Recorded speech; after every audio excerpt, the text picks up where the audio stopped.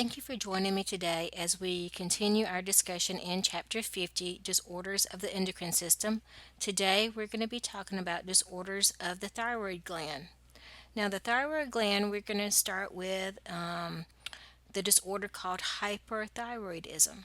Now, this is an hypersecretion and oversecretion of the thyroid hormone. Now, with this oversecretion of the thyroid hormone, it appears in what's called Graves' disease, which is an autoimmune disorder. There is a link on your PowerPoint to look at Graves' disease.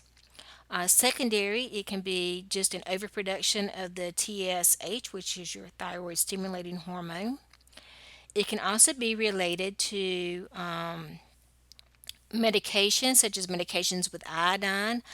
Certain infections can also cause it, as well as smoking. And we see this most commonly in women. Now, the clients are going to present with restlessness, agitation, hand tremors, diarrhea, an increased appetite, weight loss, some visual changes, exothalamus, and neck swelling. So, we're going to diagnose this by looking at the serum T3 and serum T4. T4 is your thyroxine level, your T3 is your triiodone thyroid level, and then your TSH is your thyroid stimulating hormone. We can also do thyroid scans, as well as an ultrasound of the thyroid, as well as some radioactive iodine uptake test, which is a type of x-ray as well. Surgically, we can remove the thyroid. This is a thyroidectomy. Now, whenever you remove the thyroid, you may have some accidental removal or alteration in the parathyroid. So it's important that you monitor the patient for signs of hypocalcemia after they've had their thyroidectomy. They may also suffer some hemorrhaging as well. They could even have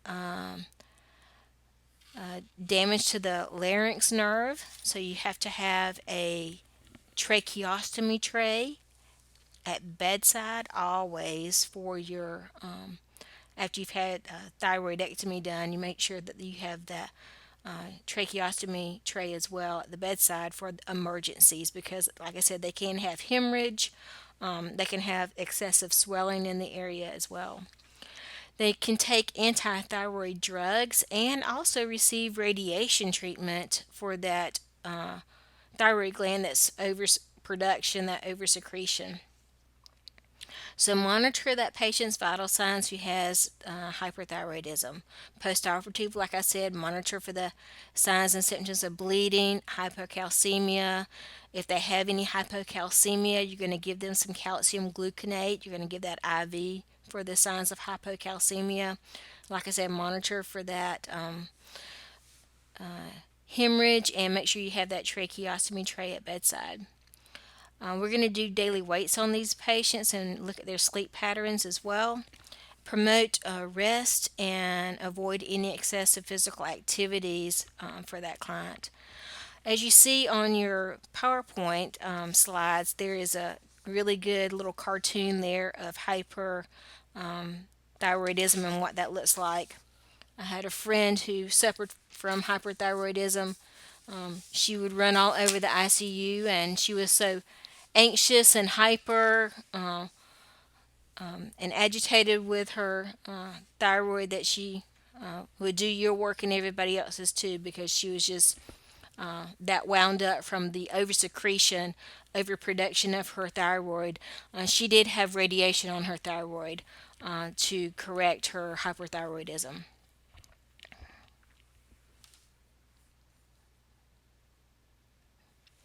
Now, a thyrotoxic crisis, also known as a thyroid storm, is caused by extreme stress, infection, DKA, which is your diabetic ketoacidosis, trauma, toxemia of pregnancy, manipulation of a hyperactive thyroid gland.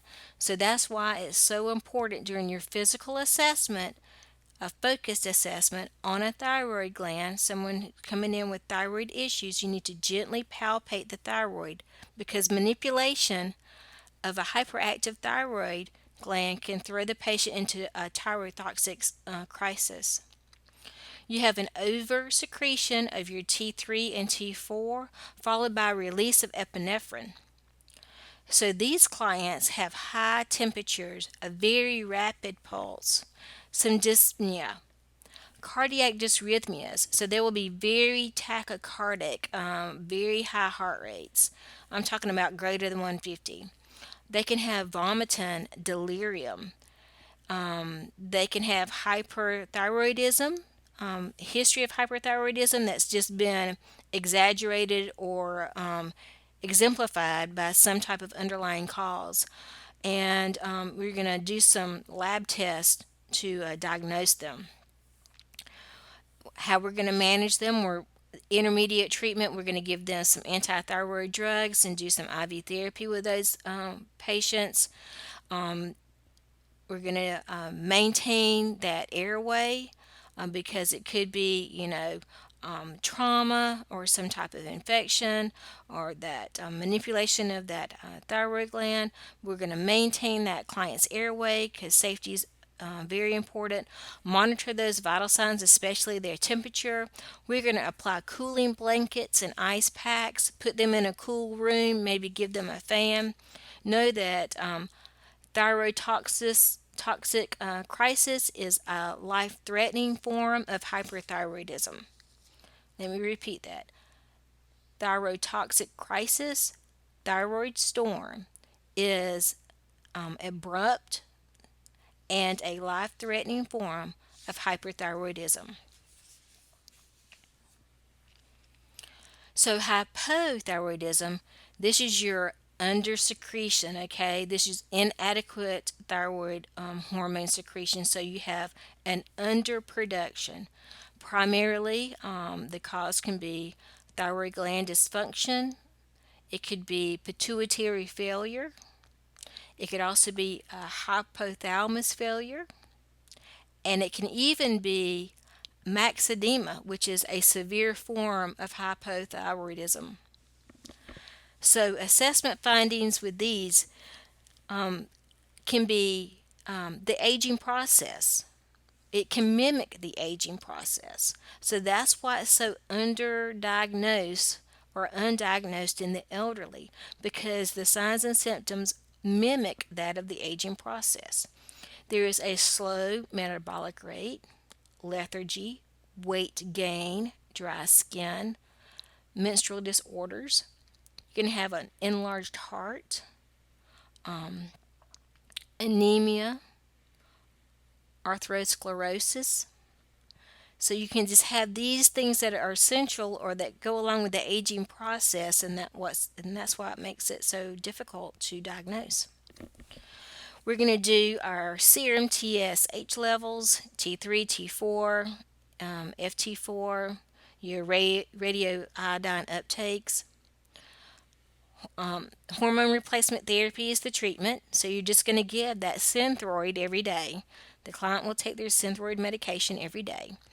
You have to explain to the patient the importance of that regimen and as well as explain any adverse effects associated with the medication.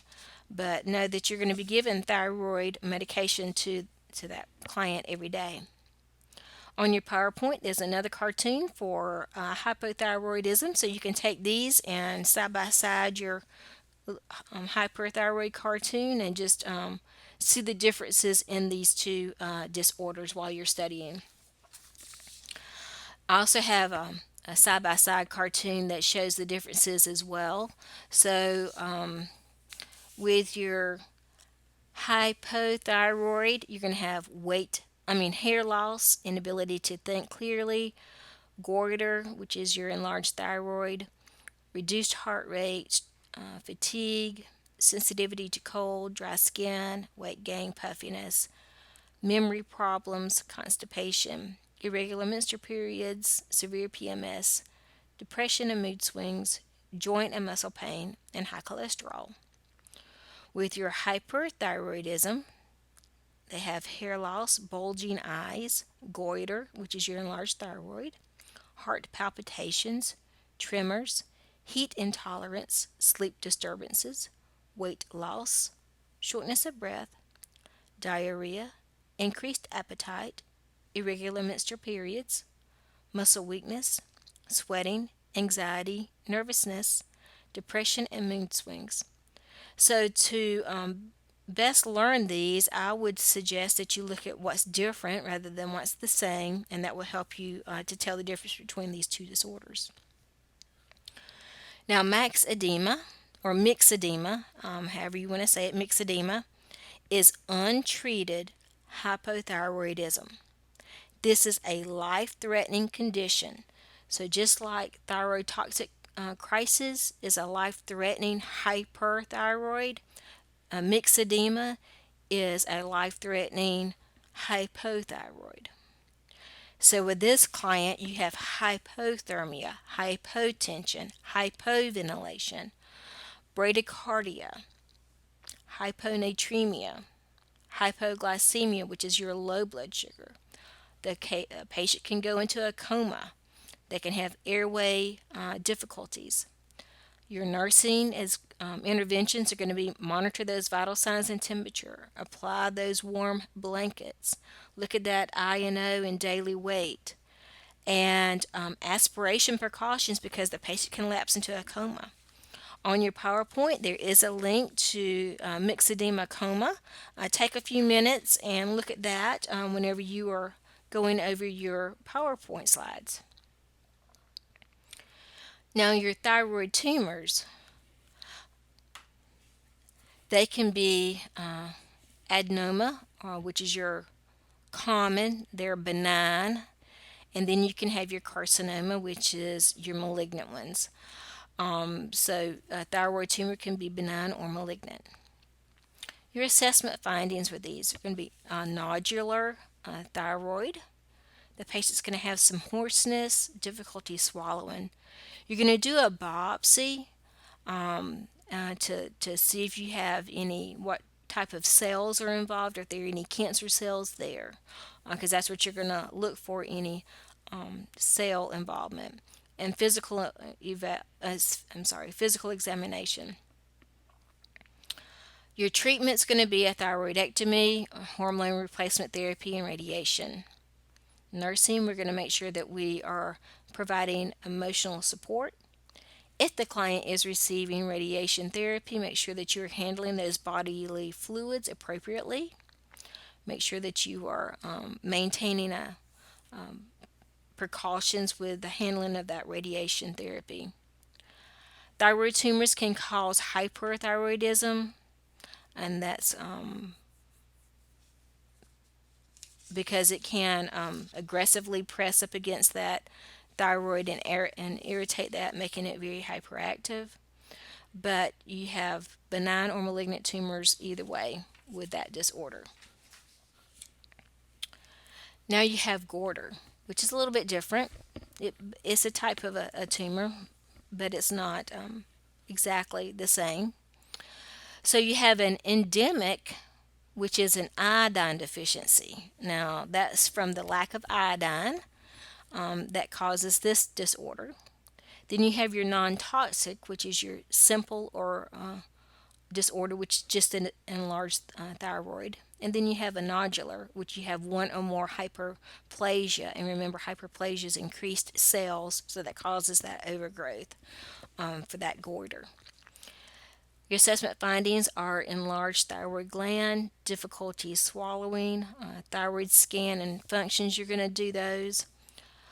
Management's going to be foods high in iodine, so you want that salt with that iodine in it. We may have to give some potassium iodine as well. You may have to do a thyroidectomy because if it has that hyperplasia, it's got that one or more nodule there, you may have to remove the thyroid. Nursing management is going to be monitor for and relieve any respiratory symptom and provide appropriate diet. Thyroiditis is inflammation of the thyroid gland. Acute is common in children. It's a bacterial infection of the gland. Subacute, you have an upper respiratory or viral infection. Or Hashimoto's, which is a chronic autoimmune disorder, and that's associated with your postpartum clients. My daughter actually borderlines with some Hashimoto's. You have high fever, malaise, swollen glands, a tender thyroid gland. Diagnostics are going to be thyroid scan, lab test. Medically, you're just going to treat with antibiotics because remember, if it's in a child or even an adult, even though it's more common in children, bacterial infection, so you're going to treat with the antibiotics, right? Analgesics, just for the discomfort. We may give some corticosteroids depending on the results of the thyroid test, your TSH, T3, and T4. We may have to give some thyroid replacement drugs. Surgery may also be appropriate for some of these patients. A lot just depends on the type of thyroiditis as far as our nursing management goes and the severity of symptoms. So it just depends on what type of thyroiditis we're dealing with as to what our nursing management is going to be. There's a 2-minute video on your PowerPoint that you can select for a little bit of information about Hashimoto's.